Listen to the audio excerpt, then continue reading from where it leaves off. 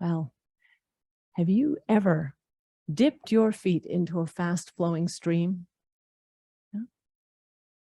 One of the great joys of my life is to sit on a rock beside a rushing river, unlace my hiking boots, peel off my socks, and coyly slip my foot into icy cold water.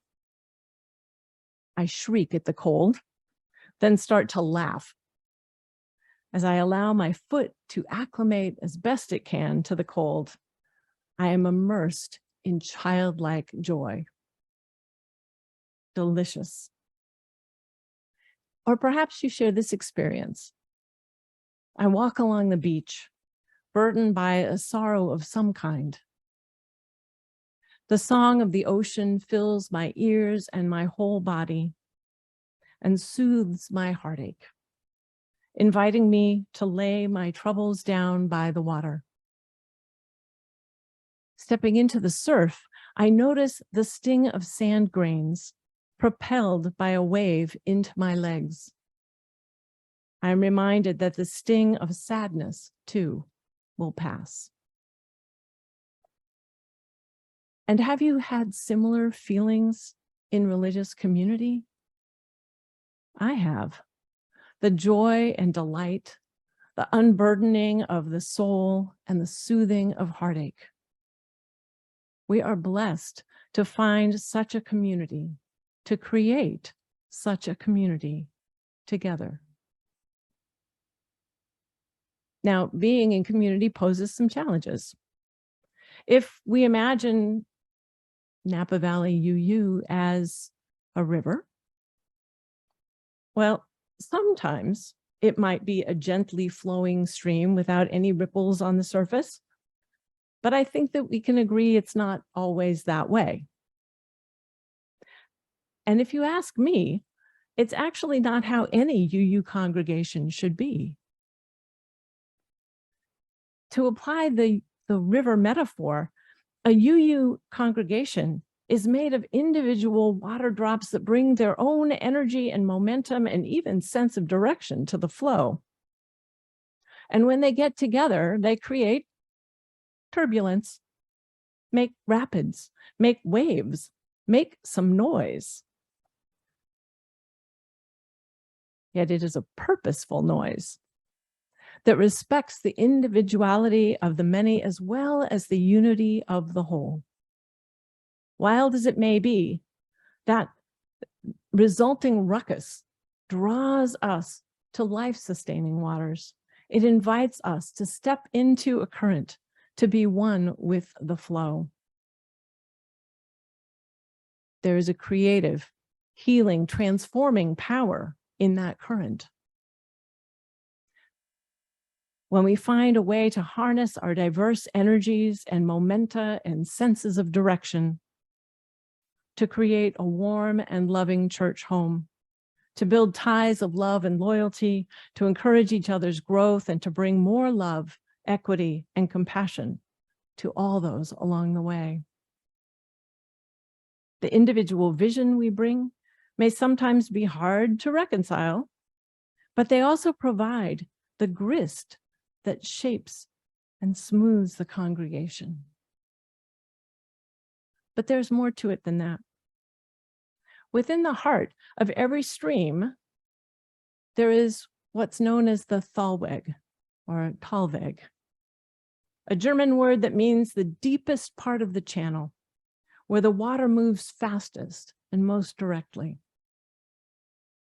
Within the heart of Unitarian Universalism, and all life really, there is also a Thalweg. I like to think of it as the spirit of life and love, that unifying impulse or presence that calls to us all. One of the most beloved hymns in Unitarian Universalism is Carolyn McDade's Spirit of Life, right? Spirit of life, sing it with me.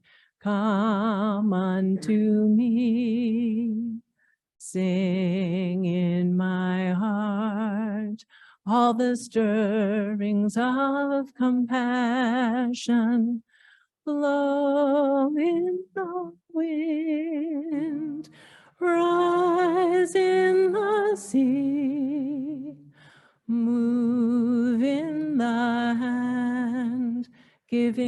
life the shape of justice. Roots hold me close, wings set me free. Spirit of life, come to me, come to me. It's a little lower key than usual, huh, Brian? The Spanish version of the hymn is called Fuente de Amor. Amor, of course, is love, and fuente means source, and also fountain or spring. So Fuente de Amor is the source of love that flows forth. And we can slip into that current to be carried away. The remaining words in the Spanish version are similar to the English, but there are a few differences, and they help me find a deeper meaning. I don't speak Spanish, so I needed to translate all of this for myself. But when I did, I found that, for example, where we sing "Roots hold me close, wings set me free" in English, the Spanish is "root me, set me free." It's a demand. It's wonderful. And giving life the shape of justice becomes to shape the justice of life. These lines, these written in the form of demands, I think, suggest to me an immediacy and an intimacy with that source of love. They show the kind of faith that allows us to expect that our answers or our requests will be met. And that intimacy also makes us partners with the source of love. Partners. Rise and breathe in us, that we may shape the justice of life together. And that, I think, is the point of joining our lives in religious community. It is to become a force for good, to live out that spirit, that fountain, that source, to live that out, to do what we cannot do alone in this world, but which we are called to do, to shape justice, to wear down obstacles, to energize and lift each other as we are energized and lifted by the source of love. Now, 21 years ago, the world was shocked by horrible acts of terrorism. In the years following, I have been dismayed is a mild word by the wide-ranging military and policy responses of the US government and the rising nationalism here and abroad. In an address on the 20th anniversary of 9/11, UUA President Susan Gray wrote poignantly about the way our leaders squandered the goodwill and empathy that was in the immediate aftermath. She writes about the tremendous costs of the US response to the attacks. Yet she closed with a reminder that we can always choose a new path. We can always choose a path of love. She writes, choosing love, choosing empathy and compassion is not a passive path. We need organizing, agitation, protest, because people's lives are on the line. Black people, women, Native people, Muslims, trans and non-binary people, people of color, disabled people, gay and lesbian people, migrants and poor people everywhere experience the violence of the policies that deny the worth and dignity of their lives. And so we must organize and agitate and struggle to protect one another, to save each other. And at the foundation of our work must be an ethic of love and compassion that seeks not to destroy those we oppose, but to redeem each other and our future. So says Reverend Dr. Frederick Gray. This is not a small task. On the contrary, it is way beyond any of us, or even this collected congregation.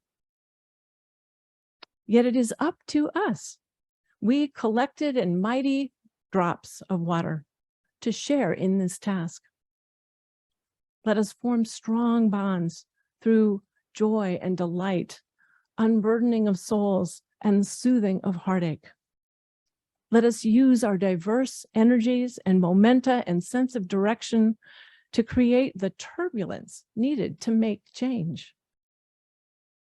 The work is daunting, for there are so many obstacles, so many rapids ahead. May we trust that there is a way through.